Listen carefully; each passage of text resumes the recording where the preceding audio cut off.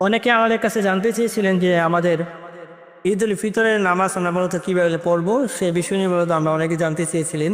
তাদের উদ্দেশ্যে মূলত আমরা বলবো যে ঈদ উল ফিতর নামাজ আদায় করার আগে আমরা আগে নিয়তটা মূলত সঠিক করে ফেলবো।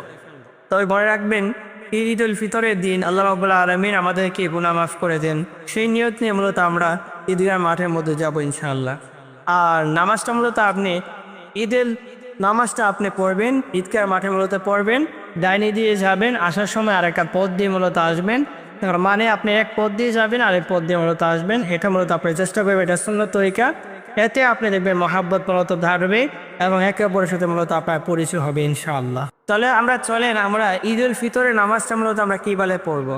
এট ফার্স্ট সর্বপ্রথম আমরা আল্লাহু আকবার বলে আমরা কি করব, হাতটাকে বেঁধে ফেলবো। আমরা সানা পড়বো, সানা পড়ার পরে আবার আল্লাহু আকবার বলে হাত ছেড়ে দেবো, 2 তাকবীর শেষ। আবার আল্লাহু আকবার বলে হাত ছেড়ে দেবো, 3 তাকবীর শেষ। চতুর্থ তাকবীরে বলবো আল্লাহু আকবার বলে আমরা হাত বেঁধে ফেলবো। তারপরে আমরা সূরাতুল ফাতিহা পড়বো, আলহামদুলিল্লাহি রাব্বিল আলামিন রহমানির রহিম, এই সূরাতুল ফাতিহা পড়বো।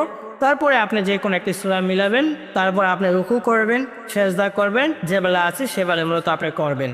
তো সেজদা দেওয়ার পরে আবার আল্লাহু আকবার বলে উঠবেন, আবার আলহামদুলিল্লাহ সূরাতুল ফাতিহা পড়বেন, তারপর একটা সূরা মিলাতে মিলাবেন।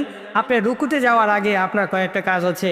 আল্লাহু আকবার বলে মূলত আপনি হাত ছেড়ে দিবেন, আল্লাহু আকবার বলে হাত ছেড়ে দিবেন, আল্লাহু আকবার বলে হাত ছেড়ে দিবেন। তার মানে আপনি 3 বার হাত ছেড়ে দিবেন।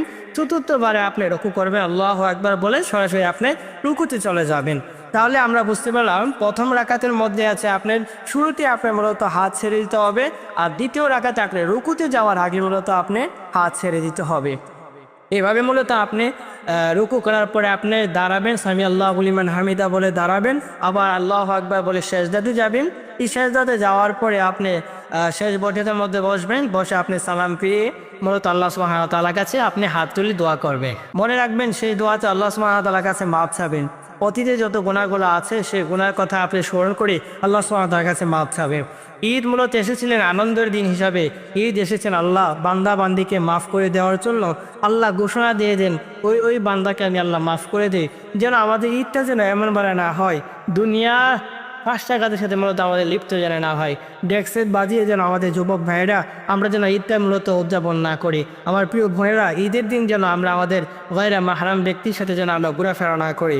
ওমর রাদিয়াল্লাহু তাআলা আনহু ঘরের মধ্যে সে কান্নাকাটি করতেন, আর আমি আর আপনি যদি মূলত কান্নাকাটি থেকে লিপ্ত না হয়ে মূলত আমরা আমাদের ওই দুনিয়া লুভ লালসার যে বালে আছে সে বালে মূলত আমরা পরিচালনা করি, তাহলে মনে রাখবেন আল্লাহ যে আপনাকে দিয়েছেন লাআল্লাকুম তাত্তাকুন বান্দার অন্তর্ভুক্ত বানাবেন, সে বান্দা কিন্তু আপনি অন্তর্ভুক্ত হতে পারবেন না।